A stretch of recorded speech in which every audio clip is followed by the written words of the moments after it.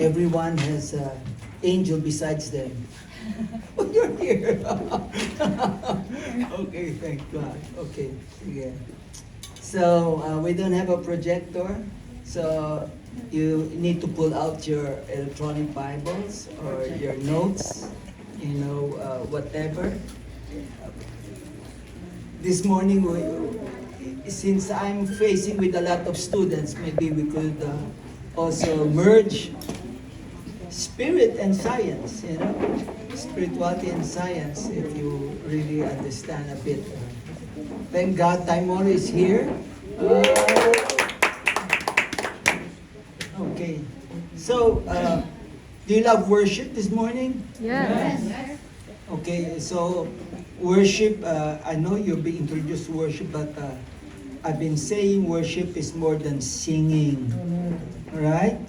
Hello? Worship is more than singing.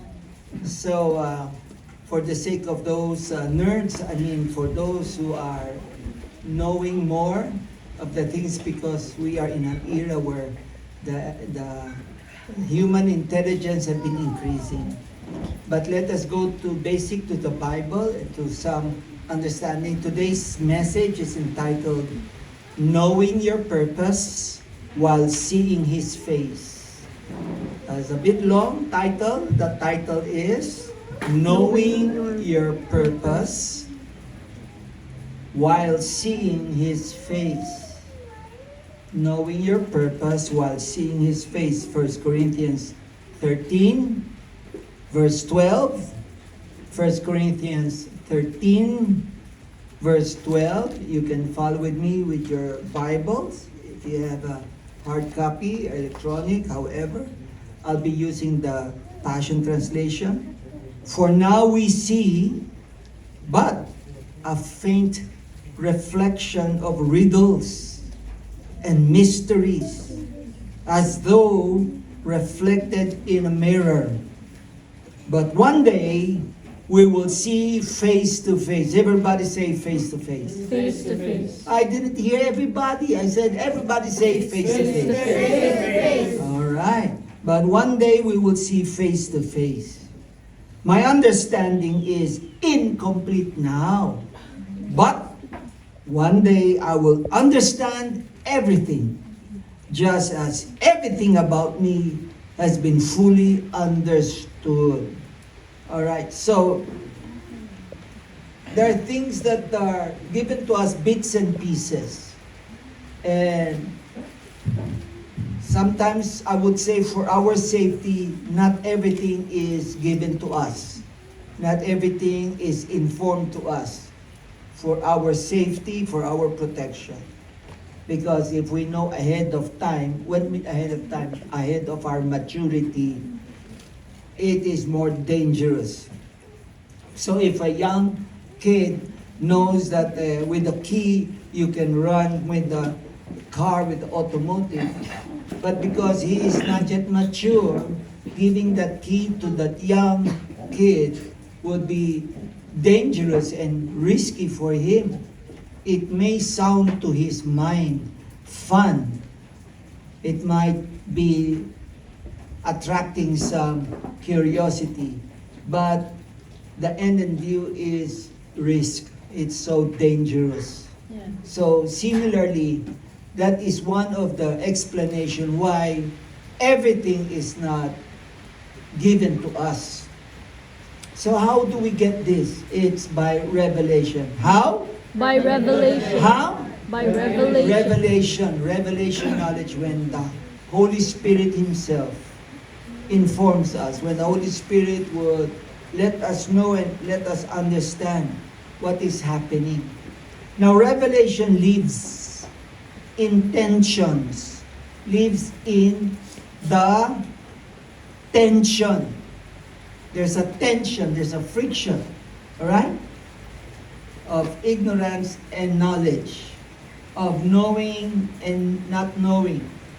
So revelation lives in the tension that exists between two seemingly contradictory ideas. When you hear revelation, At first, there seemed to be a tug of war ideas, opposite opinions, opposite poles. When you hear a revelation, one side will say, but, huh? No. So there seemed to be in the mind a protest or a query or not easily agreeing. So there is a tension, tug of war. It's a picture of a tension, tug of war. One pulling the other on his side. The other is doing the same, pulling each other on their side. Tension. So now the referee is the scripture. But even in the scripture, there seem to be contradiction, seemingly. Seem to be having tension. I thought the scripture is the referee, yes, and yet it depends. It depends. I just told you it's for our safety, it's for our protection, that not everything is informed to us. Just like that key to a young child. All right? You know the key will make the car run, but to give that key to the young child who has not reached its maturity is risky. For one, he cannot reach the pedal. That's one thing, right? But anyway, that's a picture language. Another picture language is the tug of war. In Revelation, there seemed to be a contradicting opinion. And Scripture stands to be a referee. However, when we do use the Scripture, and it doesn't seem to be a referee at all, now we want to understand more. Lord, how come there seemed to be a tension, even a contradiction, using the Scripture? We know the Scripture does not contradict itself. Can you say amen? Amen. But Revelation lives where they are seeming contradiction. We would theoretically or theologically call that dialectical tension. Dialectical, where there's an opposite pole. For example, where it says in the Bible, an example would be in Ecclesiastes 1:9, there is no new thing that is under the sun. There's no new thing, for everything is under the sun. There's nothing new. Can you say amen? Amen. But Isaiah 43:19 says, behold, I will do a new thing. There you go. How could the Scripture be a referee? The Scripture says in one place, there is nothing new. Everything is under the sun. And in another place, the Scripture says, I will do something new. So how could the Scripture be a referee there? How could the Scripture be a reconciling factor? Whereas the Scripture is already saying two different things. Now we scratch our brains. We scratch our head. Can you explain this, oh God, Holy Spirit, to us? So this is a problem. But, fighting sword with verses will never do. Meaning to say, we use our wits, we use our best argument, we use our best opinion, but we cannot fight against verses and scriptures. So what do? Which is why it has to be taken contextually. Everybody say contextually. Contextually. So instead of taken apart and weaponizing this. So people would say, well, the Bible says there is no new thing. And the Bible says, I will do a new thing. How can there be new thing, and yet a new thing is being done unless there's something that are new to us? Your faces are blank. Let me say that again. All right. Well, everything, there's nothing new under the sun. There's nothing new. Everything is nothing new. You get this? The scripture says there is nothing new. Yeah, it's the same. Everything is already there under the sun. And yet, the other scripture says, behold, I will do a new thing. Huh? You would wonder, well, that's true and that is true. Explain. Well, there is nothing new under the sun. There's nothing new, and everything is there. But for you and me, for you and me, for you and me, there is something we have not heard, we have not seen. And to us, it is new. Do you get it? Amen. Because we have not reached that level of maturity and understanding. But when we mature, aha! Now I know. But this is something new to me. But your fathers and your forefathers have heard it already. But for you, you have not. Do you understand this? For you, you have, at your age, your spiritual age, you have not heard it. But your forefathers, the old martyrs, the old saints, have heard it. God have already introduced it to them. It is really nothing new. Nothing new under the sun. But for you and me, we have not understood that. And when it came to us by revelation, to us it is new. Amen. Now we're getting to understand. So, it depends on our maturity, both physically, mentally, and spiritually. We have not matured in that level, but when we are maturing, as we mature, to us, it is new. Behold, I will do a new thing. For you, this is new. But I've done this before to your forefathers. Your fathers knew it ahead of you. So that explains it. So how can there be a new thing? A new thing is being done unless there's something that are new to you and me. And there are some orthodox things that God is breathing fresh wind on. What mean orthodox? The old path, the old ways. Okay? But although they are there, they have been there, but the Holy Spirit will breathe a fresh wind to us. Many, many years ago,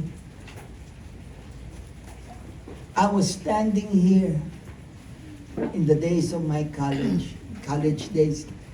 No roads, no pavement, dirt. And when it rains, mud. Standing here, I could feel the breeze of Tagaytay wind. And no buildings around, only a few. And all I could see are tall grasses, swaying to and fro as the wind would blow. Many years ago. Now, I'm here, already a senior. And I'm standing, there are pavement roads, and there are no more tall grasses as before, but having tall buildings around me. And when I see this, I see the wind is really relieving it into my memory. When I see around Tagaytay, I see two pictures, the now picture and the former picture. It's the same place, Tagaytay, but there's something new in Tagaytay. My forefathers already heard Tagaytay. The Filipinos before have roamed through and to and fro in Tagaytay. We are in Tagaytay. It's the same Tagaytay, but not really the same. You get it? Something new. It could be the word of God that has been heard by the saints before. But the Holy Spirit will blow His wind afresh to us. All right. So, now, let's take a picture. If you have your Bible, 1 Samuel chapter 1. 1 Samuel chapter 1. I'll be using New King James Version. 1 Samuel chapter 1, starting from verse 1. Now there was some certain man of Ramathaim Zophim, of the mountains of Ephraim, and his name was Elkanah, the son of Jeroham, and the son of Elihu, the son of Tohu, the son of Zuph, and Ephraimite. And he had 2 wives. What? He had 2 wives. The name of one was Hannah, and the name of the other Penina. Penina had children, but Hannah had no children. This man went up from his city yearly to worship and sacrifice to the Lord of hosts in Shiloh. Also the 2 sons of Eli, Hophni and Phinehas, the priests of the Lord, were there. Verse 4, and whenever the time came for Elkanah to make an offering, he would give portions to Penina, his wife, and to all her sons and daughters. But to Hannah he would give a double portion. How many portions? Double portion. For he loved Hannah, although the Lord had closed her womb. Verse 6, and her rival also provoked her severely to make her miserable because the Lord has closed her womb. So it was year by year when she went up to the house of the Lord that she provoked her. Therefore she wept and did not eat. So she fasted. Verse 8, then Elkanah, her husband, said to her, Hannah, why do you weep? Why do you not eat, and why do your heart grieve? Am I not better to you than 10 sons? So Hannah arose after they had finished eating and drinking in Shiloh. Now Eli the priest had sitting in the seat by the doorpost of the tabernacle of the Lord, and she was in bitterness of soul, and prayed to the Lord, and wept in anguish. Then she made a vow and said, O Lord of hosts, if you will indeed look on my affliction of your maidservant, and remember me, and not forget your maidservant, but will give your maidservant a male child, then I will give him to the Lord all the days of his life, and no razor shall come up upon his head. And it happened as she continued praying before the Lord, that Eli watched her mouth. Now Hannah spoke in her heart, only her lips moved, but her voice was not heard. Therefore Eli thought she was drunk. So Eli said to her, how long will you be drunk? Put your wine away from you. But Hannah answered, said, no, my Lord, I am a woman of sorrowful spirit. I have drunk neither wine nor intoxicating drink, but have poured out my soul before the Lord. Do not consider yourself maidservant a wicked woman, for out of the abundance of my complaint and grief I have spoken until now. Then Eli answered and said, go in peace. And the Lord of Israel grant your petition which you have asked of him. And she said, let your maidservant find favor in your sight. So the woman went her way and ate, and her face was no longer sad. Then they rose early in the morning and worshipped before the Lord, and returned and came to their house at Ramah. And Elkanah knew Hannah his wife, and the Lord remembered her. So it came to pass in the process of time that Hannah conceived and bore a child, a son, and called his name Samuel, saying, because I asked for him from the Lord, and the Lord has heard. Now the man Elkanah and all his house went up to offer to the Lord and yearly sacrifice and vow. But Hannah did not go up, she said to her husband, not until the child is weaned, then I will take him. Then he appeared before the Lord and remained there forever. Well, cut the long story short, Samuel grew up to be one of Israel's respectable prophet. Amen? Amen. How many children did Penina have? So many. So many. All right? Sons and daughters. But do we remember one name among the many? Did the Bible even mention one name among the many? Hannah had only one and named him Samuel. Samuel is known. Samuel means God hears. He hears. Hallelujah. Can you say amen? Amen. So this story is something that we have to understand.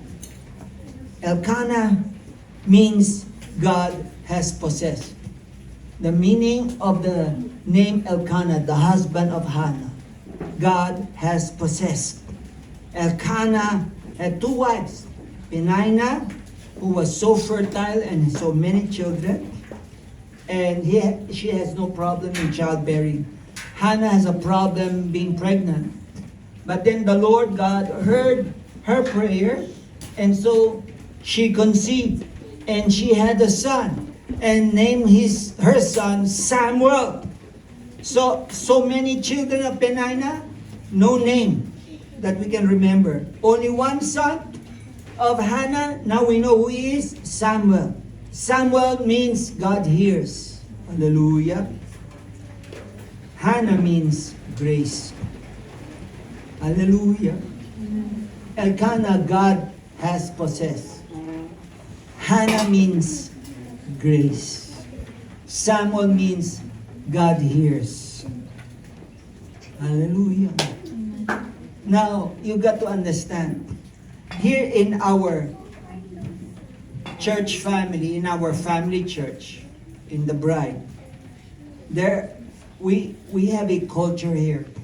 It includes most, even our connected family, that is, we have gotten hold of grace. I've been preaching, teaching, mentioning grace several times. But we don't know what it is like to be possessed by God. In the early days when I got born again, the charismatic move of God, people were so much acquainted with being possessed by God.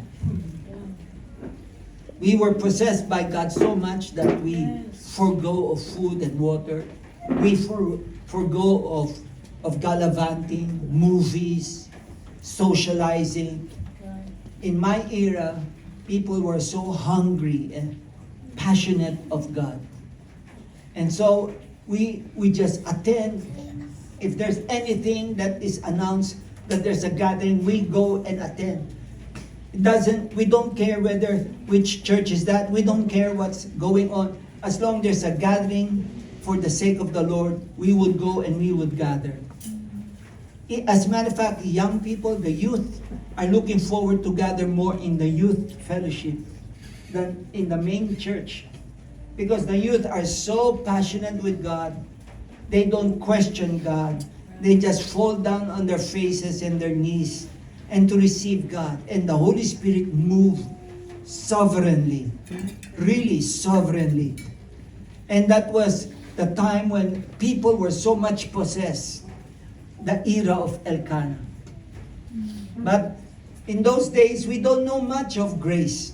We cannot really get hold of it by grace. But today, people are talking and hearing about the grace, but only few are in the realm of Elkanah. So many in the realm of Hannah. So many in the realm and understanding grace. But only few have come to be possessed by God, to be passionate of God.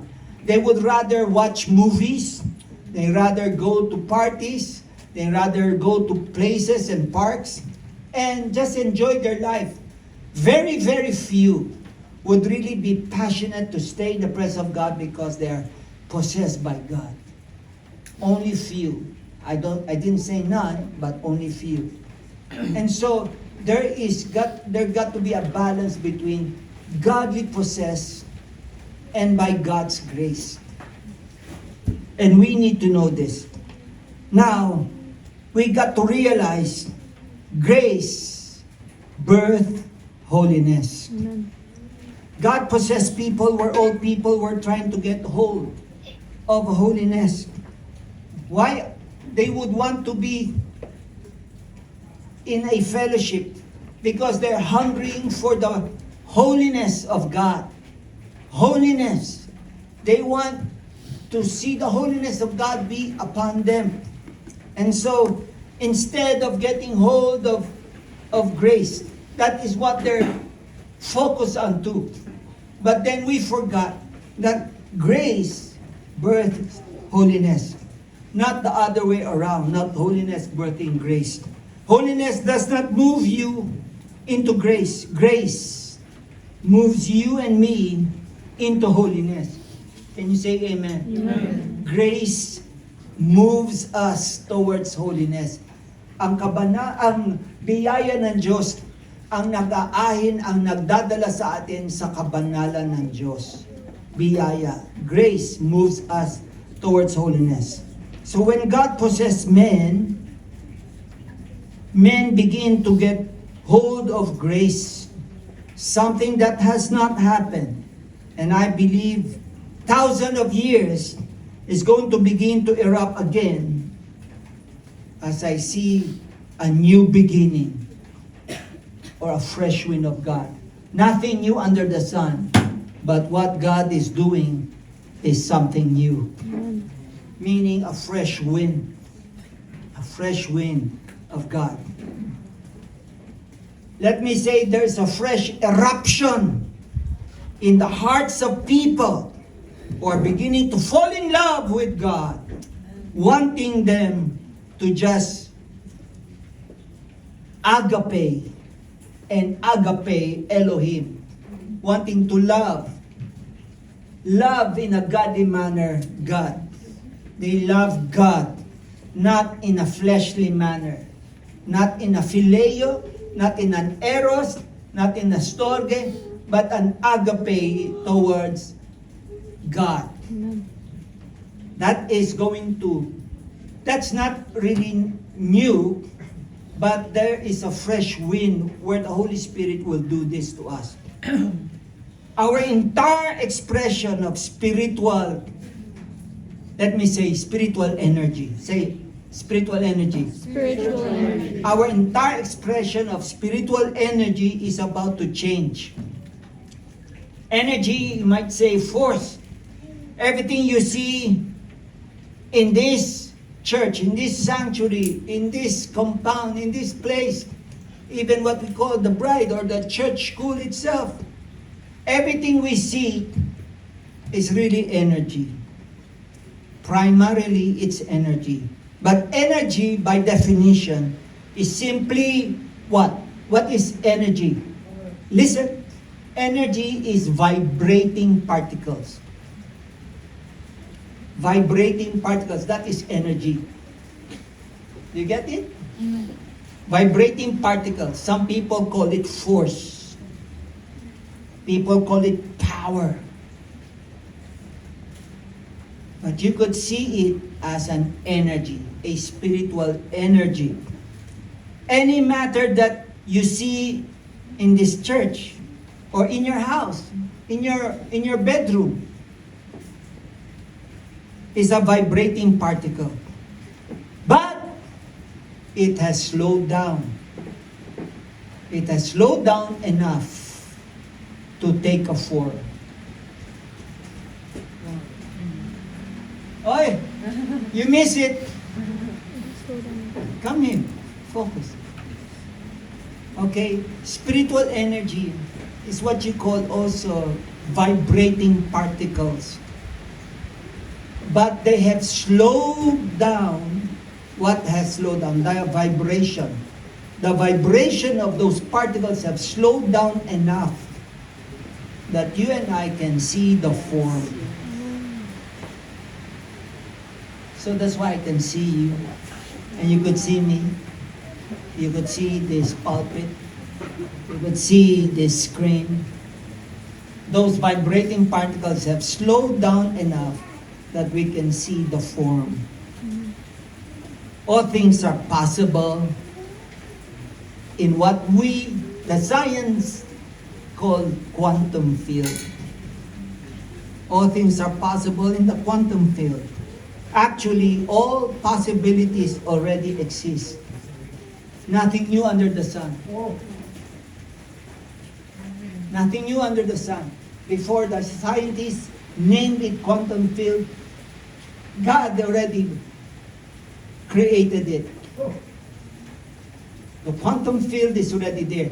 But we name it as quantum field. We name it as energy. We name it as vibrating particles.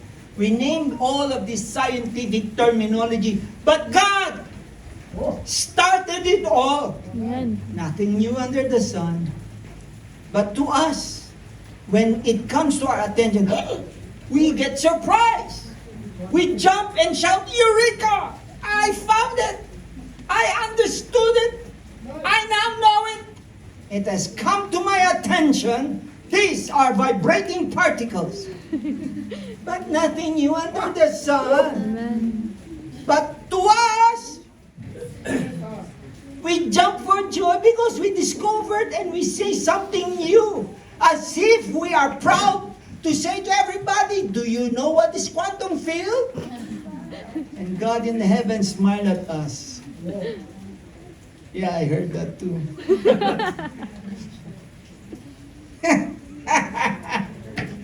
So, what do you mean when you say the quantum field? I mean, listen, I mean the kingdom of God. Amen. It's what Paul called in Christ.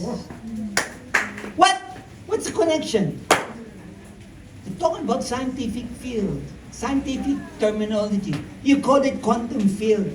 God calls it the kingdom of God. And Paul calls it in Christ.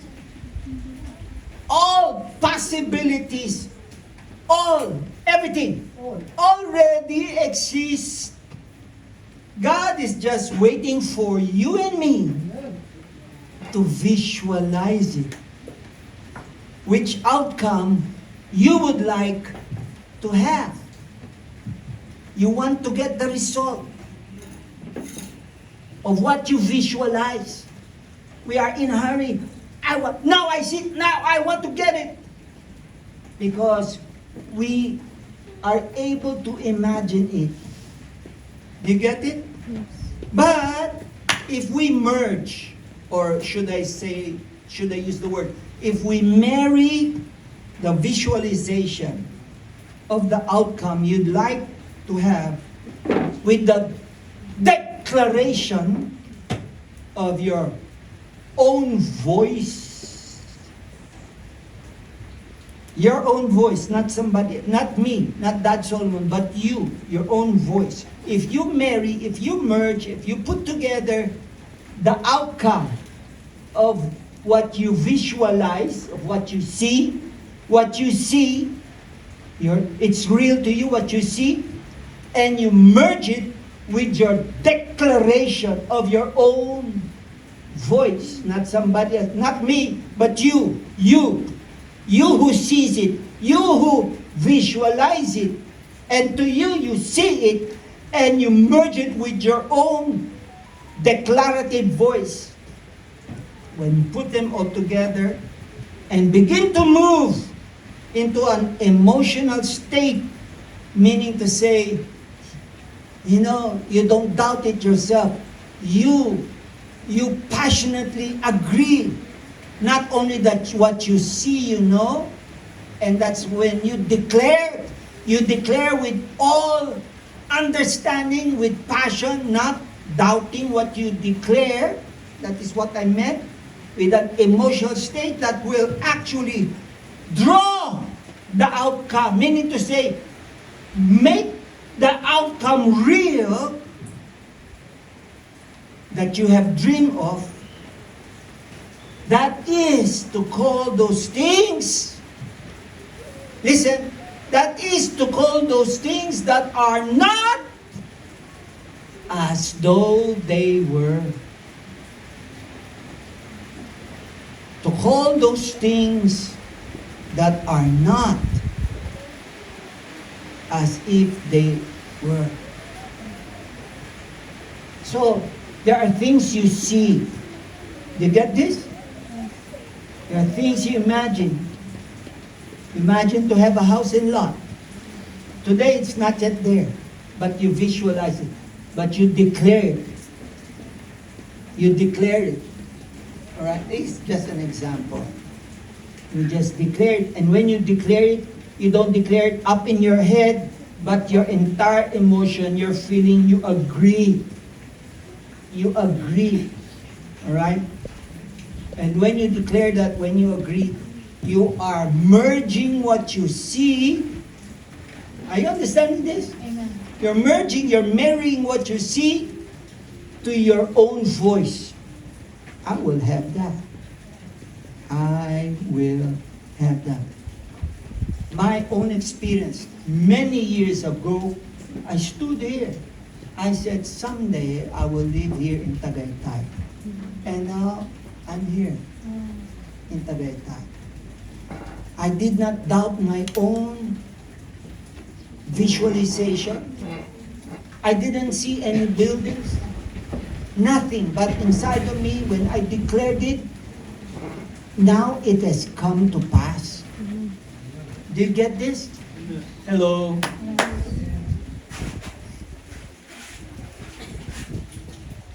What does the Bible call this? Faith. The Bible calls it faith.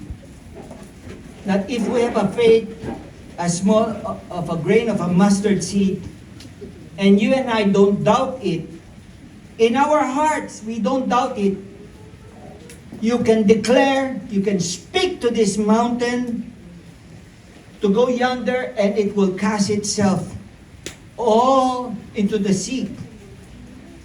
Why? Because you believe it. Thank God nobody's doing that, or else we have to change maps every time and then.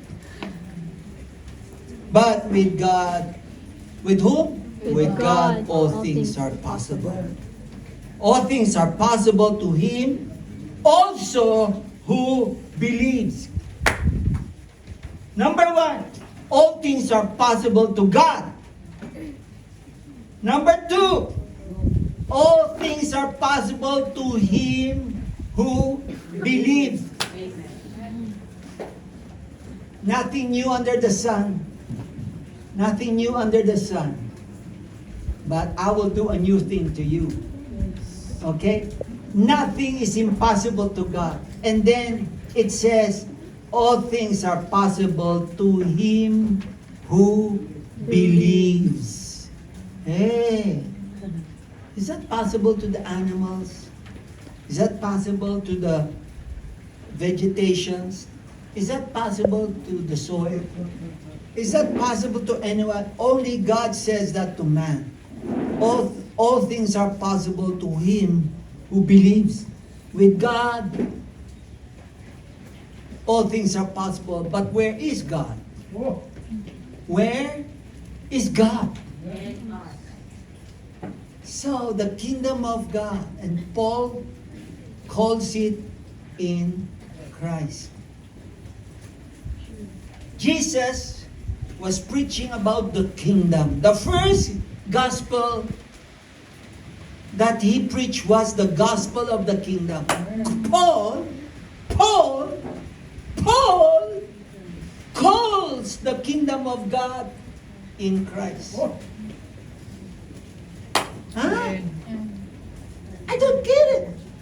The Bible says Jesus preached about the kingdom. Who is the king? God. Who is the king? Jesus. Who is the king? Jesus. Now where is the king? In the kingdom. Where is the In the king? kingdom. Where is the In king? the kingdom. So where is the kingdom?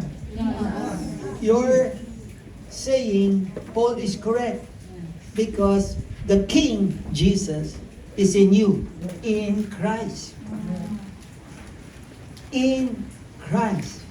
Do you get it? It's a summary form. Jesus was speaking about the kingdom with all the parables, explaining, illustrating, drawing, describing. Paul summed it up in Christ. In Christ. Who is Christ? The King. Now, where's the King? In the kingdom. So the King Jesus Jesus is in the kingdom. Where is King Jesus? Are you with me? Hello? So all things are possible in God. So God is in His kingdom. He believes. He believes it. And we got to believe what God believes. What does He believe? All things is possible with Him. God believes. You ought to believe with God. You and I ought to believe. What God believes, we ought to believe. Because He's the author of faith. He's the author of faith. Things you have not seen. Okay? Now you see it. You visualize it. You visualize it. It's not yet there, but you visualize it. There's nothing. But with faith, it's the evidence. Proof. It's a proof of things you have not seen yet. But you know it's true. It's the evidence. I know. Huh? Don't you want to experiment and show the result? No! You don't need to experiment because I know, I believe. Do you get this? Yes. Hallelujah. So once we begin to believe, oh, no one will ever get fruit from you. No one will ever taste fruit from you. I curse you. And so the following day, Jesus with His disciples passed through that same fig tree. And you know what happened? Oh, it withered away. It died. What happened? Did Jesus put any poison on it? Did He sprinkle any, die. No. He spoke the word. Do you get it? No one will taste any fruit. No one will have any profit from you. He just spoke a curse. That's why, watch out your curse.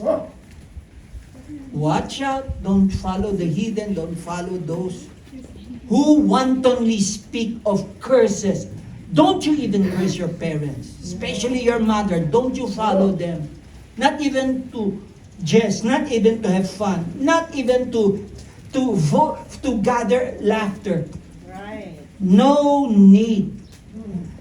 When you curse, it shall be done. Watch out. Watch out. Watch out. That fig tree died not tomorrow, no. Yes, tomorrow it will show the result. When they pass by the other day, it showed the result. It's already died. But it already happened on the day the voice was declared. When He spoke the curse, it already started. Do you get it? Vibrating particles. Vibrating particles has begun. It has worked. It has worked. The spiritual force, spiritual energy. Where did it come from? The voice. It has a vibration. And that vibration met with another vibration. The visualization and the declaration, they merged, they married. And because they are two, it went to explode its energy. And when it was thrown to an object like that fig tree, it started to execute what was declared. Are you getting this? So I want you to understand, because science isn't really new. Nothing new under the sun. If you want to explain it in a very scientific manner, here it is. So faith is really not far from the scientific terminology. When you, as right now, as I'm speaking, there's vibration. My voice has vibration.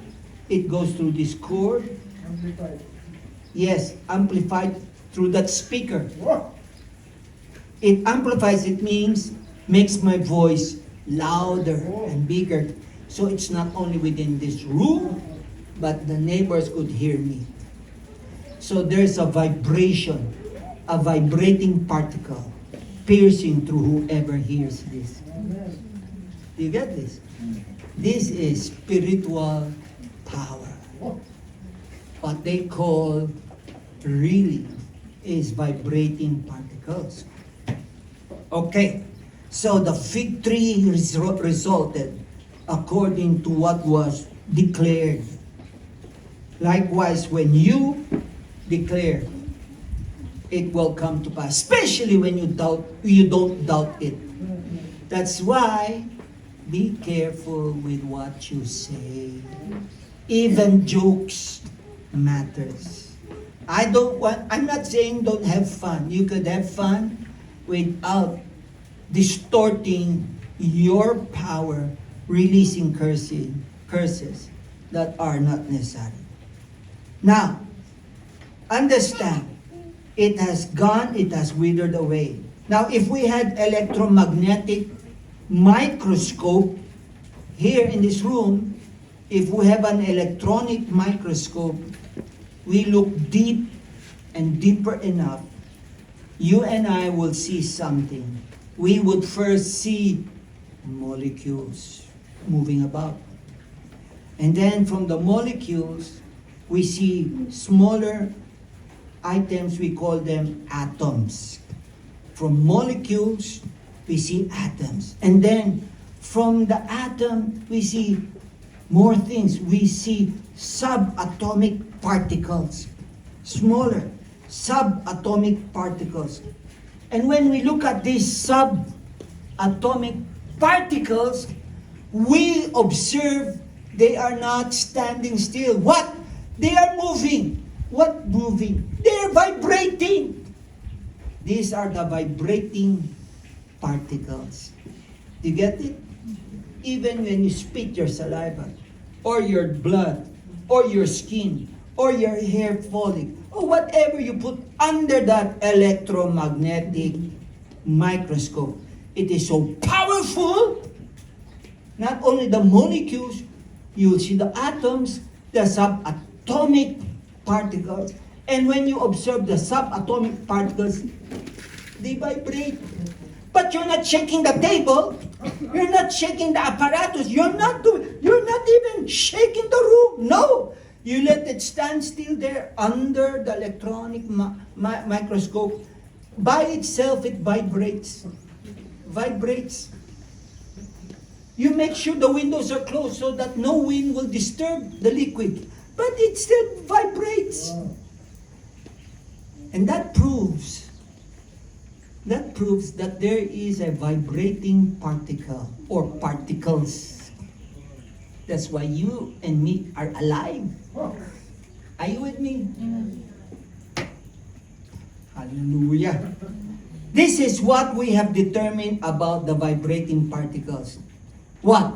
First of all, you and I are more than energy, than you are a matter. Huh? Say it again. I mean, we are more than an energy, than we are a matter. Huh? What do you mean? You and I is a structured, vibrating particle. We, listen, we are a moving energy. We are energy by itself. More than it, we are just a matter. Do you get this? So because of this, we are determined that vibrating particles, when they pop in and out, when they move, when they vibrate, when they move, the visual field, it's 20 times per nanosecond. 20,000, not 20 times, 20,000 times per nanosecond. What is a nanosecond? Is 1 billionth of a second. So 1 billionth of a second, 20 times 1 billionth of a second. We move that fast.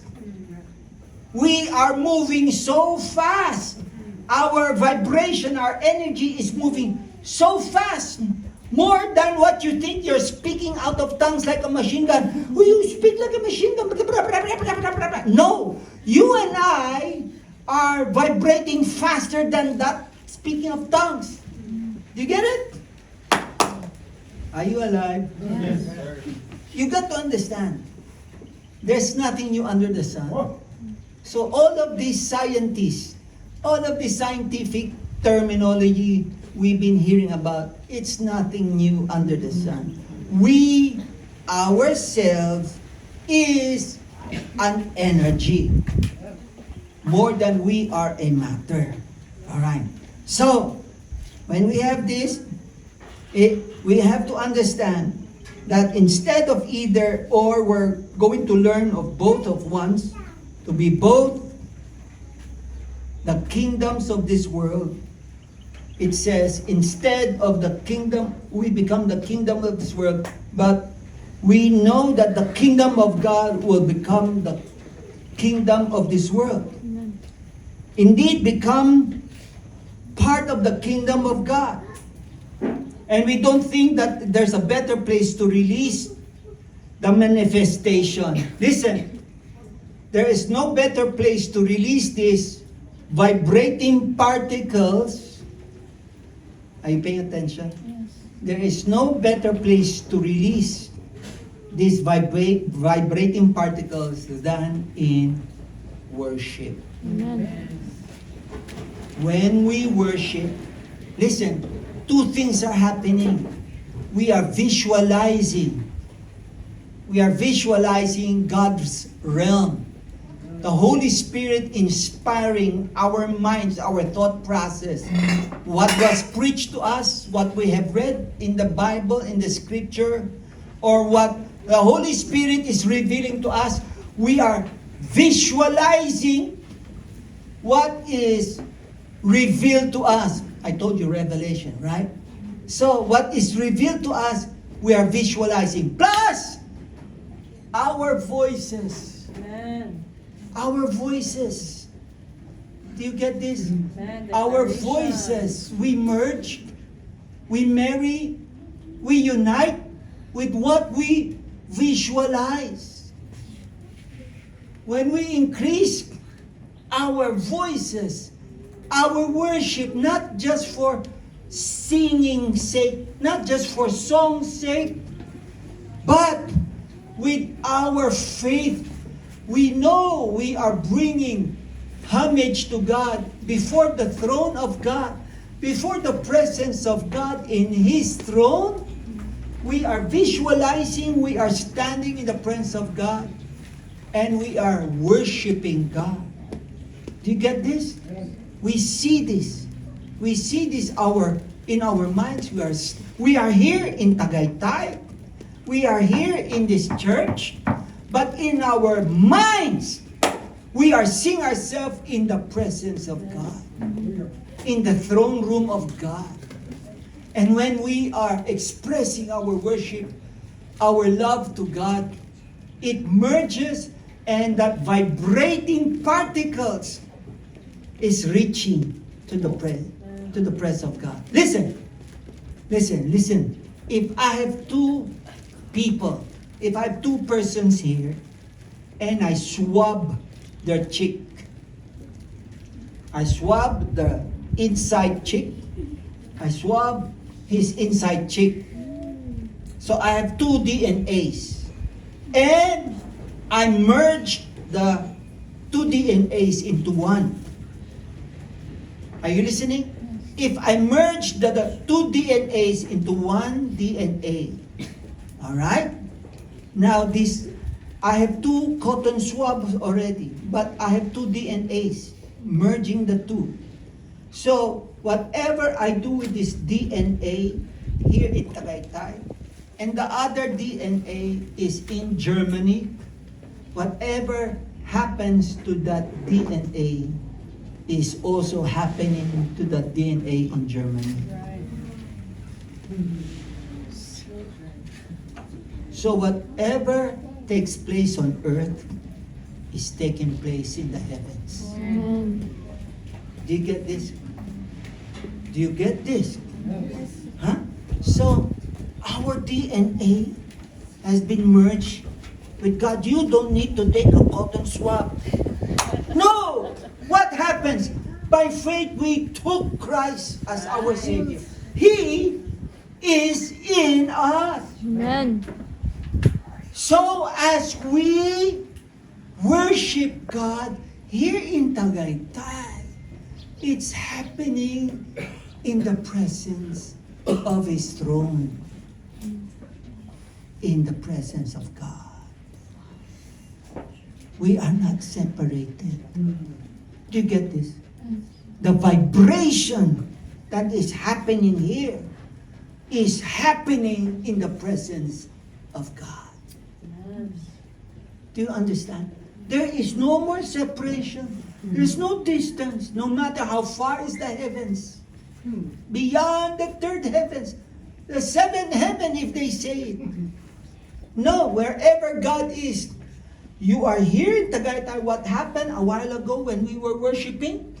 You think it just stays here? No! You are sending faster than laser beams. Faster than any powerful navy could intercept. Even demons cannot block. It's so quick. The vibration is so fast. It is now in the presence of God. Amen. Just a while ago. That is what had happened a while ago. Were you worshiping God a while ago? Yes. You were. I heard you. And our vibration is so strong. Our worship is so strong. You know? Especially those who could visualize God. There is no separation between the people of God from God. Wherever God is and wherever we are, God is there. Amen. Hallelujah! Can you give a clap offering to God? So, Maximus the Confessor said Christianity, by definition, is a new way. This theologian, Maximus the Confessor says Christianity is a new way of being human. What is a new way of being human? Aga pa. And we have turned it into being saved. But we have turned this guy, this theologian, in the early church. I taught this in the seminar in Theosis. Some of you, most of you here were not there. But I said in the early churches, to be saved is not repeating what we call the sinner's prayer. When we follow the sinner's prayer, it does not make you legally saved. It's not like the Catholic Church. You buy an indulgence paper and then you are licensed to enter heaven. That sinner's prayer is not an indulgence prayer. I don't know if you understand what I mean. It does not mean because you follow, repeat after me, pray, Jesus, and you repeat. That's what you call the sinner's prayer, because the guy is a sinner and he prayed. It's a sinner's prayer. So when you finish the sinner's prayer, it does not mean you're saved. Congratulations, brother. You're now my brother. But the early church believes the definition of salvation is a new human being. Wow. It's a new way. It's a new way. It's a new way of being human. Do you get this? This is not just a prayer. Yes. The manifestation shows. The result shows. The demonstration shows. You don't curse anymore. You don't tell lies anymore. You don't do bad things. You're being naturally good and holy. You are saved. You are saintly. So it is not a sinner's prayer that makes you born again. It is really receiving the new work of God in you, and you and I manifest a new way of being human. Hallelujah. Hallelujah. So it's being conformed to the image of the Son. Conformed to what? The image of the Son. To the image of the Son. We are being brought to the likeness of God the Son. You and I are proorizo, or we are predestined. We are predestined. Romans 8:29. Hey, can somebody read that for me for a change? Romans 8:29. While I drink my water with a loud voice. Romans 8:29. Anybody?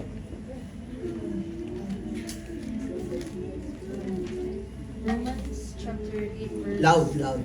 Romans chapter 8 verse 29. For whom he did foreknow, he also did predestinate to be conformed to the image of his Son, that he might be the firstborn among many brethren.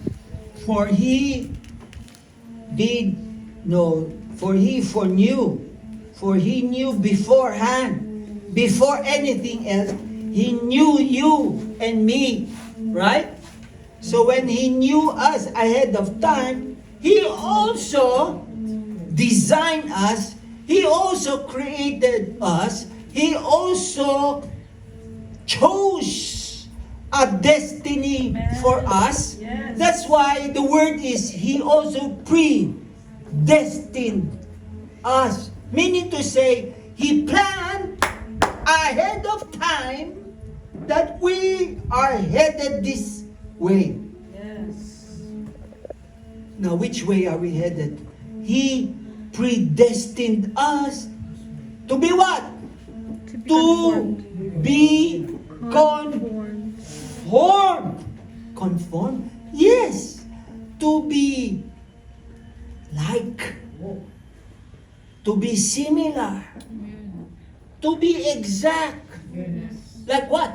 To be conformed to whom? The image of His Son. To the image. Come, let us make man according to our. Image. So before he made man, he already have an assigned destiny for man. The man before the fall. And that assigned destiny, which we call predestined, is to be, come, let us make man according to our, Image. predestined to conform to the image. So in paradise, when the book of Genesis says, let us, listen, the Bible says in Genesis, let us, many, plural, us, Yes. not me. Are there many gods? No, there's only one God. But who among the personality of God is going to make man in their image? Let us make man according to our plural, our image, to conform to the image of his. So in Genesis, it's clear. Yes. Whose image? Not the image of the Father or the Holy Spirit. The pattern is the Son. When we were predestined, Yes. we were predestined to follow the pattern Son. The Son is the pattern. Let us make man according to our pattern. Whose pattern? The pattern of the Son. Amen. Where did we find that in Romans? You just read it. To be conformed to the image of His Son. So we are all predestined to look like the pattern Son. Hey, to look like Christ. to be in the image of God. Why is it so important? Because Christ is the express image of the invisible God. You and I cannot see God, but now you and I can see God. How? Jesus is the express. So express meaning, He's not a statue. He's not a statue. He's the express image of the invisible God. So,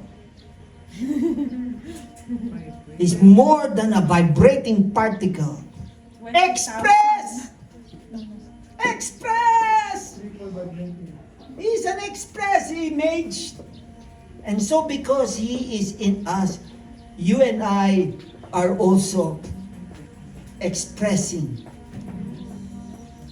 the image of the Son of God. That's the point. So we are conformed to the image of His Son. We are so we are predestined, sophomorphos, to the image, like metamorphosis, to change in the image. No longer you look like Galvin, you no longer look like Zuri, you don't look like who you are. No, you are now changing your form, metamorphosis. You are turning to the image of Christ. Hallelujah! Woo! Are you with me? Now, as we are going through the predestined proorizo to be conformed, metamorphos, or somorphos, we are now entering to become huios. What's huios? Becoming sons. Not just children, but sons. Huios! Hallelujah! Now we are maturing. We are maturing. So the revelation is now coming to us like a fresh wind. Nothing new under the sun, but to us it is introducing itself for the first time as huios. So as we are predestined to be conformed to the image of His Son, what happens now? As we are, listen, look up here. As a whole body, as we are being changed and conformed to become huios, to become a corporate son, now we become an icon. Huh? An icon. You know that. You've been using that. I-C-O-N. Icon. What's icon? Image. Image. You're not a symbol. You're an image. You're not a smiley. Do you get it? You're not a heart. You're not okay. You get this? You're more than an icon, the emicon, or whatever. No. What is your icon? The image. Whose image? Are you with me? Hallelujah! The vibrating particles is working in us. We call this the works of the Holy Spirit. Amen. How does this happen? Now in worship. In worship, we are transported to where this vibrating particles is bringing us. To where the Spirit of God is bringing us. So, now, look up here, look up here. When we worship, I said we are also visualizing. Now, a while ago, I said we're visualizing the throne of God. That is not it. That's not the ultimate. What's the ultimate? When the Holy Spirit begins to visualize through us. the face of God. The face of the Son of God. Huh? Who has ever seen the face of God? We just read from the very beginning, 1 Corinthians 13:12. For now we see but a faint reflection of riddles and mysteries, as though reflected in a mirror. But one day, we will see face to face. My understanding is incomplete now, but one day I will understand everything, just as everything about me has been fully understood. Face to face, no longer a mirror. When you look yourself in a mirror, whom do you see? Whom do you see when you look into the mirror? Yourself. Yourself. You practically could count the hair of your eyebrow. How many pimples if you do it? Oh, look, that's a black head. Oh, that's a white head. Oh my. I didn't clean my teeth this morning. Now you know. Because you see yourself in the mirror. Oh, I didn't comb my hair. Where's my comb? Oh, I comb my hair. So because you see yourself in the mirror, listen, while you are in the mirror and that vibrating particles is working, later on, you don't see yourself anymore in the mirror. You are seeing Christ. Huh? Lord, is that you? Are you with me? There's no more mirror. Hello. Hello. Hello. Hello. Are you with me? There's no more mirror. The mirror has been pushed aside, has been slid away. Somebody slid it away. Okay, there's no more mirror. You thought you were looking at your face. Then you are looking at Christ. Then what you see, you become. What you see, you become. You know the chameleon? When they go to the green grass, they turn green. Because that's what they see. When they go to the woods, they turn brown. Because that's what they see. Wood are brown. See? Whatever they see, it reflects in their bodies. That's the chameleon. So it's just like us. It's just like us. More than a firefly, we don't have batteries, but when he glows, we glow. What happened on Mount Transfiguration? Hello? What happened on Mount Transfiguration? His glory was shown. The glory and science together. Understand? Listen. Understand, Jesus had two genes. I don't mean the pants. I mean the DNA. Jesus has two genes. The genes of Mama Mary, the genes of Papa Abba. The genes of God and the genes of man. That's why Jesus is 100% God, 100% man. So Jesus the man and Jesus the Son of God. Do you get this? Now, listen. Story's not yet finished. On Mount Transfiguration, the moving particles begin to work. What happens? The genes of Mary, the genes of man began to downgraded. It became to, what do you call this? Down-regulated. And what happens? The genes of God began to up-regulated, began to increase. You get this? So because it no longer can no longer contain itself, the genes of Mary, the genes of man went down, and what happened now? The glory of God began to show. Are you with me? Yes. The glory of God has been there all along because God is there all along. Christ is God. Are you with me? Are you with me? Yes.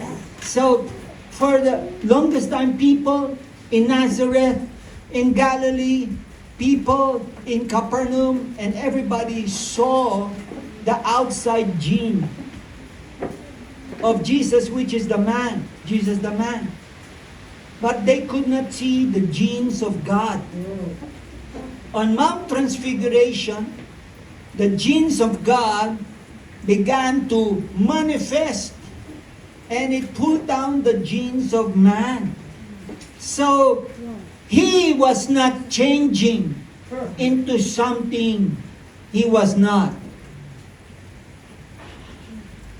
Because it was there all along. What happened is that it was, for a moment time, it was hidden. But on Mount Transfiguration, it no longer hid itself. It begins to show itself who he was, who he is. Do you get this? Do you get this? So after a while, the genes of God, this is how I explain it, okay, began to hide itself again in that human form. So Peter, John, and James saw again Jesus as in the man form. As in the man form. But Jesus never ceases to be God. Jesus is God. Amen. But it's in the man form. Do you get this? That's why I was saying, that's why Maximus, the confessor, said in the early church, to be saved means a new way of being human. A new way of being human. So if we are understanding that we are conformed to the image of the Son of God, to be the icon, all right? Now, God, who is all along inside of us, because we receive God, is no longer hiding himself. He begins to reveal himself through us. Not that you are not a son of God. You are on the day you receive God. But he is hidden. But when you allow God to come forth, if you and I allow God to be released, to manifest, then we will no longer see our face in the mirror. What you will see is the one who is inside of us. Amen. Do you get this? You and I will no longer see those pimples, blackheads, whiteheads. No longer our face. But what you and I will see is the one who is inside of us all along. Amen. And that's where God is bringing us to understand. Are you understanding something here? Yes. So, a while ago, Pelu was playing the guitar. Now, if Pelu would strum the guitar on D chord, nobody else is playing, only Pelu. Only Pelu strike the chord of D. Right? And that chord of D quantumly resonates. It is not only within this area, in this sphere, even those inside the rooms, even probably loud enough to those who are in the toilet, it resonates.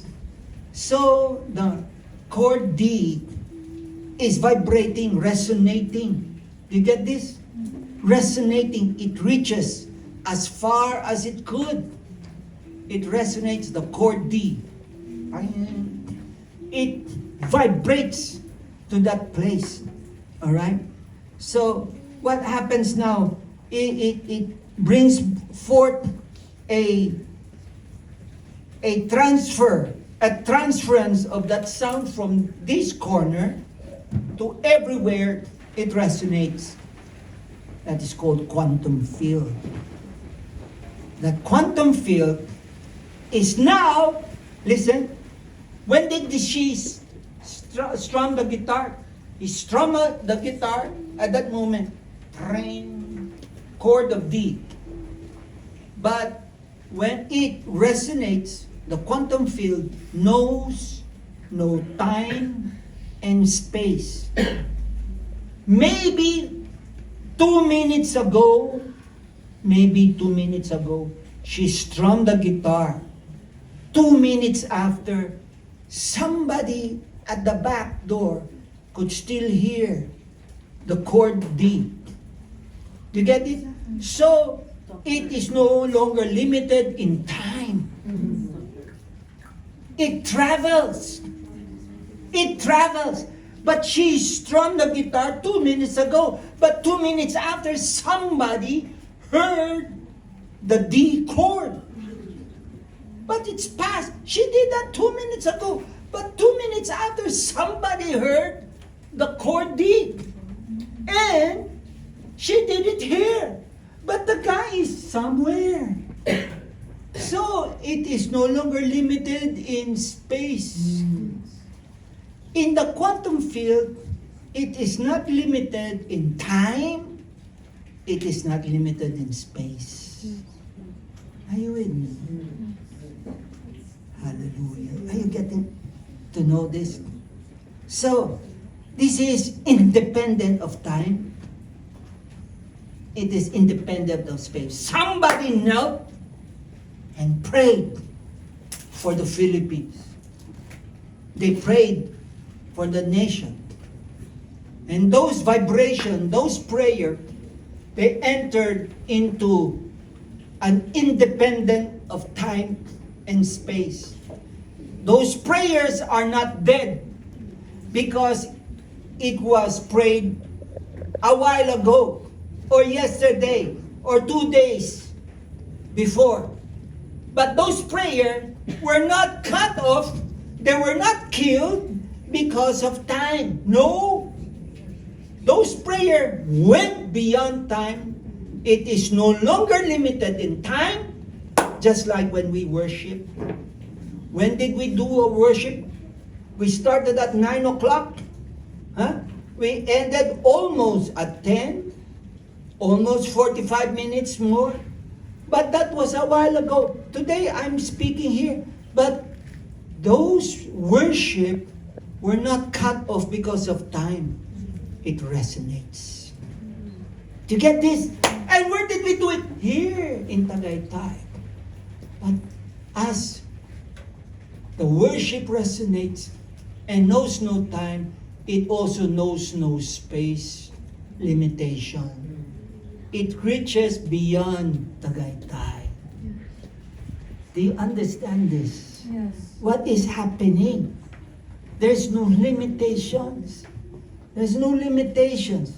So, if two people that I explained to you, as I explained to you, putting a cotton swab in their inner cheek, took their DNA samples, merged them together.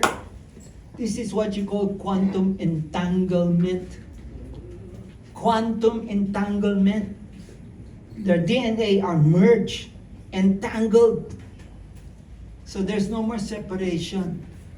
So when I pray to you and you pray to me and you pray to each other, when you lay hands and you speak the word, especially prophecy, or speak the word of God, you get this? My pronouncement, the declaration, your pronouncement, your declaration, they merge together. They stay that affect the person. And wherever the person goes, that vibrating prophecies still lingers in that being. And it seeks fulfillment, it seeks execution.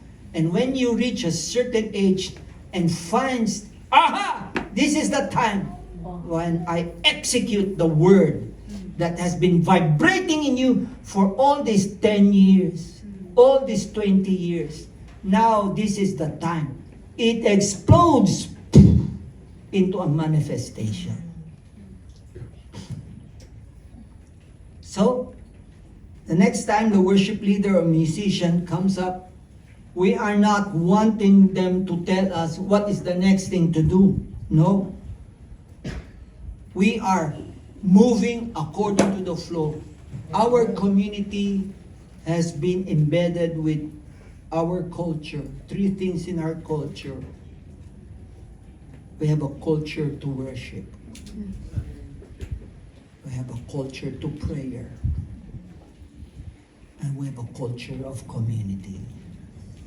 That's why we love each other. We treat each other as we are, and we really are families. It's a culture. Now, this culture is resonating. It goes beyond. Today, how old are you, Galvin? 11. 10 years from now, you'll be how old? 21. So, 10 years from now, this vibration, this quantum field will not be cut off because it's 10 years after. No, it continues. The culture of worship, the culture of prayer, the culture of community will still stay on. Do you get this? That's why wherever you go, as you grow, you'll become stable, stronger, because the foundation has been vibrating all along, founded in Christ. Today, as I say to you, what God has said to us, we will now know our purpose while we are seeing His face. Our purpose is not people's purpose, but God's purpose. You are more than a member, a number in a church, but you are one that Christ predestined according to His image and to conform you towards His image. Oh God. Oh, hallelujah.